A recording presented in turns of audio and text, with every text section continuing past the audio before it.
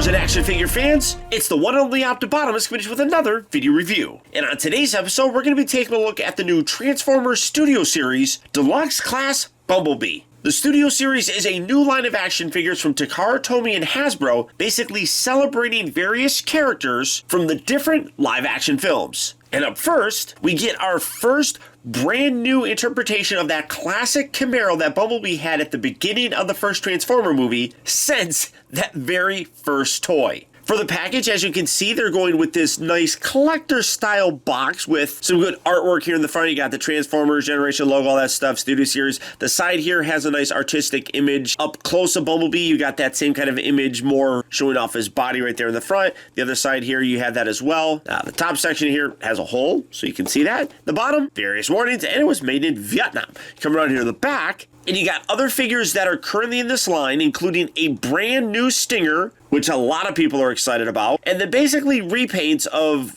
Crowbar and Ratchet. But then you have this really nice image of the vehicle mode and robot mode for Bumblebee. Now this, for the most part, is a heavy retool of, I believe, that Last Night Bumblebee that we had. But as I said, other than that very first classic Camaro Bumblebee that we got 10 years ago, almost 11 years ago now, this is the first time that we've gotten a new figure in this type of vehicle, which I'm really very excited about. Also, it comes with a backdrop, which is cool. We'll take a look at that. And it says it's big screen inspired scale, detail, and backdrop. That's really all it says. But for the packaging on this guy, that's about it. So without further ado, let's get him out here and see how cool he actually is.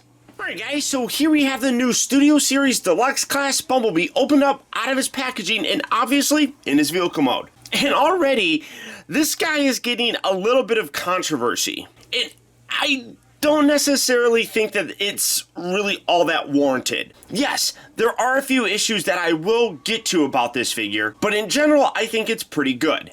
As you can see, like I talked about, it does come with this backdrop. As you can see, it's just made out of this cardboard. It is a separate piece. I thought it would just be the actual package that folds out, but as you can see, it just kind of like slides down in there and everything, so it does fit in there separately. And you can see it opens up, has a couple little bends in it so you can wrap it around. It is a kind of image of what looks like that scene where Bumblebee and Barricade first have their battle. You can see Studio Series number 1, Transformers, and then it does have the Transformers logo right there on the little display stand. I don't know, I mean, I guess you could go like this. I don't know necessarily if it's meant to like slide in there. It doesn't look like it is, but you got these weird little cuts right here. I guess you can do something like that, I suppose. I don't know, but as you can see, boom, there you go. Pretty cool idea. I do like that. Don't know really if I'm going to be utilizing that for anything, but in general, it's a nice addition. Now, taking a look at Bumblebee himself, as you can see, he is done up in the original classic Camaro that he was in the beginning part of the movie. But what you're noticing is it's very clean. It almost looks like a brand new version of that Camaro, which I kind of wish that it had a little bit of dirt on it. I mean, he was very busted up and dinged and muddy and everything, and this definitely does not have that same look, which is a little unfortunate. As you can see, he does have weapon storage, which it just plugs in here in the back, which is kind of silly. You got like this little tiny gap in between these two panels, and then the little squares that these little posts and tabs kind of fit into. You just put it in there in that. Oh, you couldn't see. That's what it does. Okay, whatever, get rid of that. For a comparison, here is, this is the Takara version of the original 2007 Bumblebee, notably with the blue windows and the blue missile and everything like that. But you can, the one thing that you're seeing though, and kind of zoom back here a bit for you, is that this is a considerably smaller vehicle. Now, what they're saying with these new Studio Series ones is that they're scaled a little bit better. I don't know about that. I guess you could probably say that because this is a fairly small car by comparison. I think that's just their way of saying that they're making smaller toys. But you can see that much smaller, both in terms of length as well as width. Also height. I mean, you can kind of see is a little bit smaller. But you can also notice that they have the little kind of dirt marks I guess, on here, like a little bit there, some there, some there, a little bit put on there. I do wish this had this. Now, the thing with this being a cross promotion between Hasbro and Takara is that a lot of times we're like, okay, well, you know, this is what Hasbro released. Takara probably released a better painted version.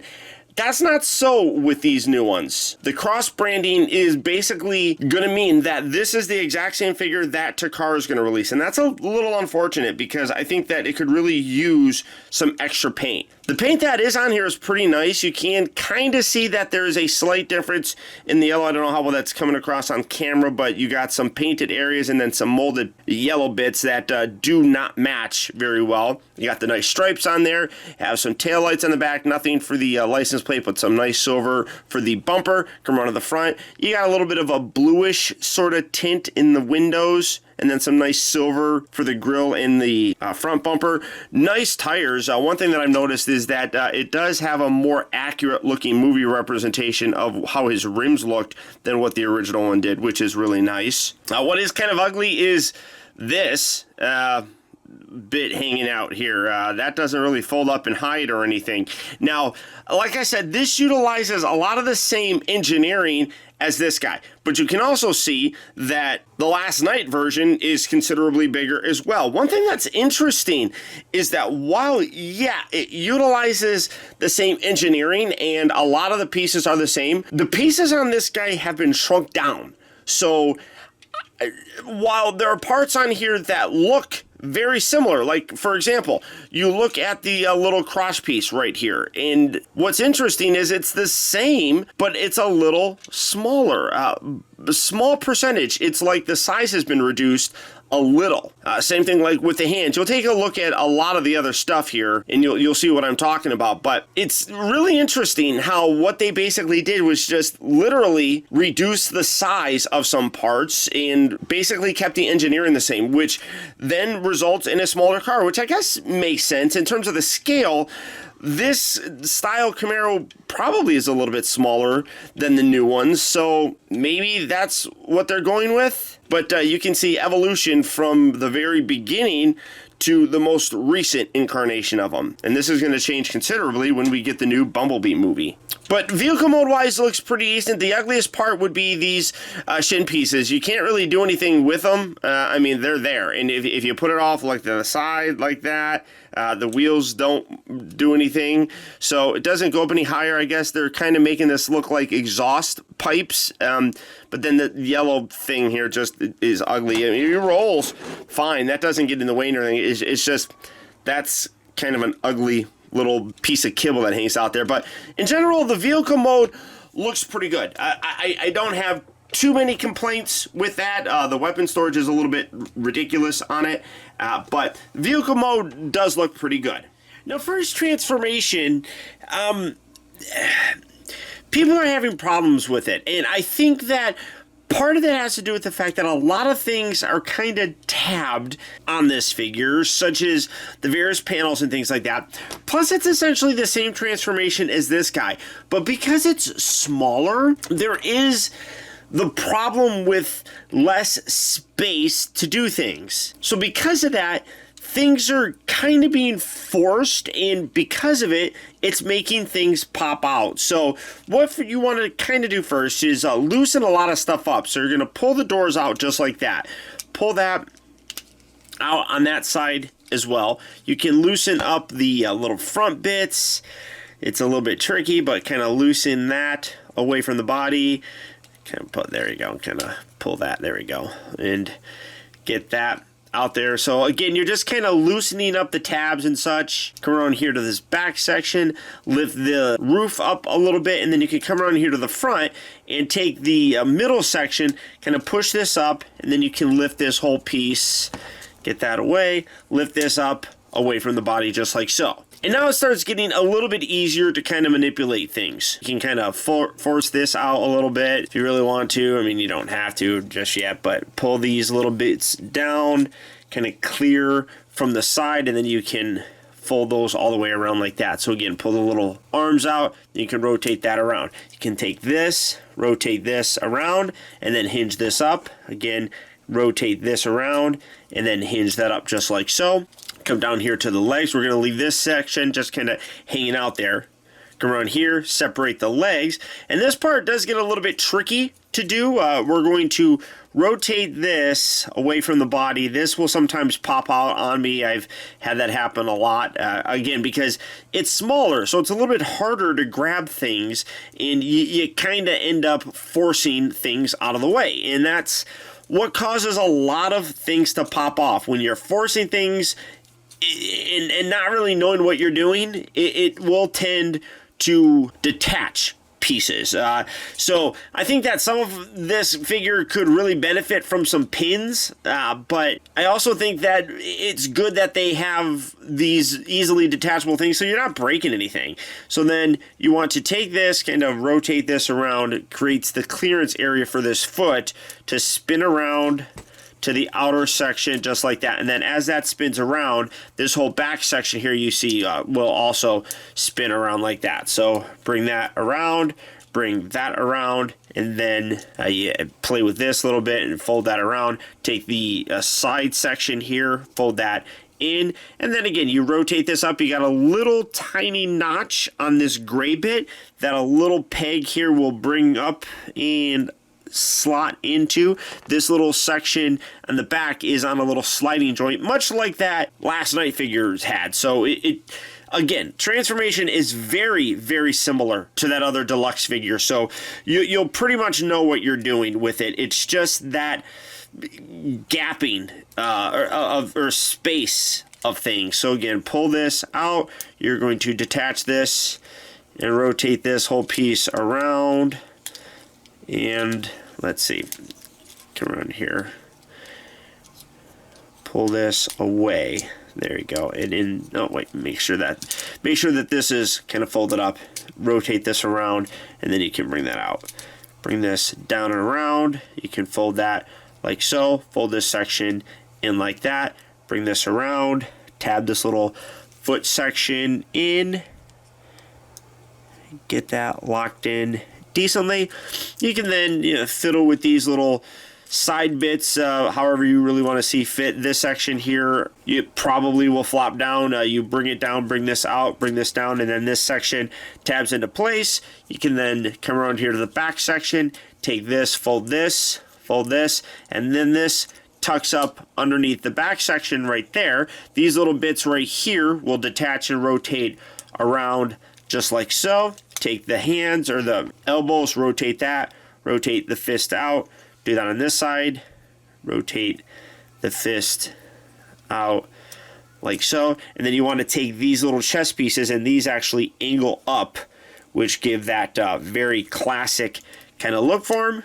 Keep that collapsed in. You can fiddle with these little wings here.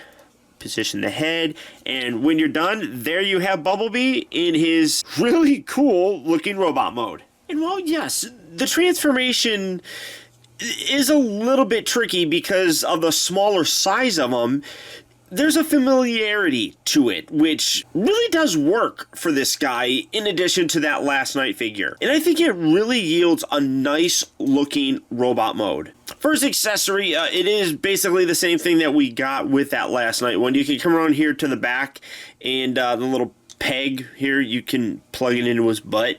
That's still the weirdest freaking storage place for a weapon that I think I've ever seen. I don't know about that, but you just come around here, detached everything, and to put this on, it is a little bit tricky. As you can see, you just pull it off. Then you take this and put that right in that little peg hole. Let's see, just line that up, and you can get that cannon thing that he had, the little foot thing detached, but you can get that same kind of look that the other figure had, and it works. I like it. I think it is a cool look for him. I like that you can do that without having to have extra stuff on the arms. That really is nice. Yeah, yes, it is a bit parts formery, but in general, it's a better look for the figure because now his arms look the same from one to the other, which I do like. Doing some size comparisons here real quick. Obviously, here he is. And here is that original one, and you can see that there is a huge difference between them and a much better representation of the character on the new guy than on the old one. I do like the fact that you can get these wings up a little bit higher. These ones just kind of go out. They don't really angle up. I wish that, no, I'll tuck that back up. I wish that you could angle these wings up a little bit to give a higher sort of look to them. But in general, big difference, both in terms of the look as well as the size. I mean, the old Deluxe figures were huge by comparison. And here he is next to the Last Night one. And again, in robot mode here, you can see just how much smaller he is. And it's really very interesting to me because looking at several parts, it is very, very similar. Like you look at the feet, and the feet basically look the exact same, but they are smaller. And you can see by just lining those up. But they're the exact same, which is crazy to me that they basically just reduced the size of them. The hands, those look like they're the exact same for the most part. I mean, you can kind of see that they are a little bit larger on the original one than on the new one. So it's like they took the mold for this guy and just redid it, but made it 20% smaller or something. I don't know the exact proportions, but it's really kind of cool to see that. Looking at the rest of it, like the crotch area here, that looks the same, but reduced in size. Maybe the thigh sections here are the same. I'm trying to look to see if the head is the same. And the head, while similar, is again a smaller head on the new one, but essentially the same looking mold, to be honest. So I don't know if, I mean, they talk about how like this is meant to scale better. I don't know if Bumblebee in terms of robot mode was smaller like this and then got a little bit bigger as he got older. I mean, the feet are still a little bit of a mess on this. This definitely pegs in there a lot better. So I don't know the rationale for that whole sort of thing, but as you can see, once again, there is a good size difference. Articulation basically does remain the same. The head is on a ball joint. It looks up and down a little, looks left and right. Like I said, it is on a ball joint, so you did get a pretty decent range of motion. The shoulders here are on ball joints, so in and out, forward and back. The elbows here move forward and back. They also rotate at the elbow. The wrists, as part of the transformation, do move inward. He does rotate at the waist. The hips are also on ball joints, in, out, forward, and back. Rotates at the upper part of the thigh. You have what basically, is that two? No, that seems like it's just one joint there for the knee. And then the ankles do move forward and back, but in playing with them, you could potentially dislodge them. There are some improvements to this from that original, but there are also some looseness issues. This part here is a little bit loose. It's not as bad as some people's have been, or some people have been reporting. The hips on mine are perfectly fine. They hold whatever pose you really can want to do. Let me see if I can get him balanced. I don't know if I'll be able to do it. I'm not that talented with my posing skills. It's not. No, it's not going to work. But I mean, you can see. I mean, if you shake it, I mean, that leg's not going down. That one, I mean, that one's a little bit looser, I guess, than this one is. But they're holding pretty securely, so it's not too bad. And then the tabbing here for the feet is actually a little bit better as well than on the original Last Night one. So that really does help the stability for him out. But I really do like the way that this guy looks. Both robot mode, vehicle mode, really does look very, very nice. And I mean, I will say that I do kind of wish though that this right here had like a hinge so you can angle that out a little bit more. The big front section here, these kind of get lost. So I do kind of wish that, and then sticking that out just sticks it out more. I wish they put a hinge there so you can position that however you want. But all in all, I'm definitely happy with them. Definitely happy. Smaller, yes, but still a really good representation of the character. Now, the transformation back to the vehicle mode is probably the most complex of the two, mostly because, again, he's very tiny, so things fit in a very tight space, and you have to go a little bit careful when you're doing it. So first, we're going to tuck the hands up just like so. We're going to position little front pieces down just like that. Come down here to the feet. You can fold the little window sections out on both sides like so.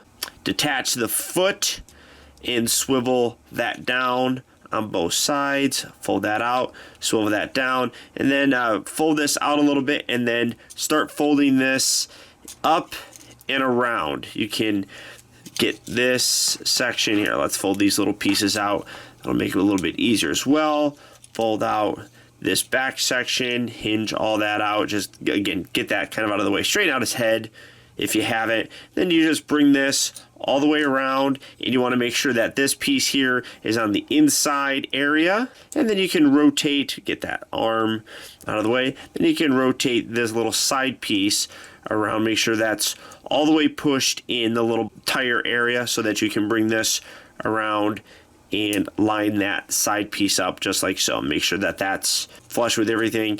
Now, you do have a little tab, that's going to be tricky to see, a little tab right there that will peg into the back of his thigh. It's a little bit difficult to do, but you can kind of see it slot in there like so. That kind of lines everything in and holds it all in place. You can take this little piece, fold this out, then rotate this around. Bring that up, and you kind of fit all of this over the back section of his leg, and then as you do that, rotate the little back section around, push that all the way in. You can rotate this piece around, again making sure that the tire section is fully collapsed in, so you can bring that all the way in just like so. And then again, you can fold this and tab this section all down.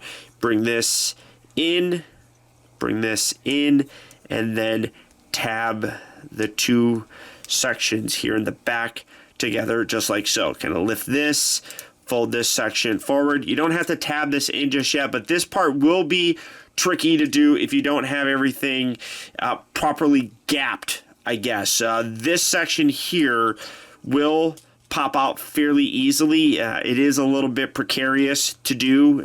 That's a little unfortunate, but you'll have to just deal with it here in a bit. So then bring the little arms down, spin them around, and then rotate the forearm section around. You have a little tab here that will slot in the side of his abdomen. When you do that, you kind of position all this. You can then start folding this in. So get that there, fold that, line that up just like that. Do that on the other side as well. Fold this down, rotate this inward. That can be a little bit tricky. That is one thing. The little hand or the arm thing does pop out, so be careful with that. So again, rotate that in and around, and let's see if I can make it a little bit easier. Rotate that, there we go. And then fold this, rotate the little hand piece or the wrist piece around, and then bring all this down, slot this in along the side there, pulling in all the gaps and everything like that. Keep this piece lifted up. You can then look at these again. This part here popped out, so just kind of push this down. That's a common sort of problem, so keep that there. Fold these in. You want to line that whole side section up. Do that on this side as well. Pull that a little away and fit that in. Now this part can be a little bit problematic. Make sure, fold this piece down, make sure that these are completely bent down, so this section clears easily, because if it meets resistance, you'll start pulling, and that's where this section will pop off. So fit that down. That fit in there beautifully. Had no problems with that. And then take this top section, just kind of pull back a little bit on the back section here, allows those tabs to line up, and there you have Bumblebee back in his vehicle mode. Overall, yes, there are some problems with the figure, but ultimately what I discovered is if you take your time and don't force things, pieces won't pop off and make the transformation that much more difficult. I think by scaling it down, it does create some clearance issues where some of that tension can make things pop off a little bit easier. But you, as the collector, can make things a lot easier yourself. Vehicle mode wise, I think it looks terrific. I actually like it being a little bit smaller. I feel that this older version of a Camaro is a little bit smaller of a car by today's standards. So for me, it works. The transformation isn't really different than what we have with the Last Night one. There are a few parts that are a little bit different, but where some added complexity comes from is, as I said, in the scaled down nature. You just don't have as much space to work things. And then when we get to the robot mode, that's where I really love this figure. It looks terrific, far better than any other version of the original mode for Bumblebee that we've ever gotten. Now for the Studio Series, they're not going to be widely available at least until April, I believe. But for a very, very limited time, they will be available on Hasbro Toy Shop. Quantities are limited, so if you'd like to pick them up now, I'll put a link down in the video description where you can go and check out availability, but if you miss out on it, you're gonna have to wait for the main release. So all that being said, if you're looking for them, good luck and happy hunting. But once again, thank you guys for tuning in. This has been Optibotimus. Don't forget that if you like this video, I would really appreciate you letting me know by hitting that thumbs up button. It actually does go a long way towards helping me out, and I would really appreciate it. Also, if you're new here, welcome. And before you go, make sure you subscribe in case you haven't already subscribed. That way you'll get instant email notifications whenever I upload a new video, and you'll never miss out on a future review of mine. Or hey, if you're already subscribed, now more than ever it's important to make sure that you're getting those email notifications. We all know just how unreliable that YouTube subscription box is, and the best way to make sure that you don't miss any future reviews of mine is to click on that little bell right below this video and double check your settings to make sure that they're set so that you get those email notifications. And as always, until next time, till all are one.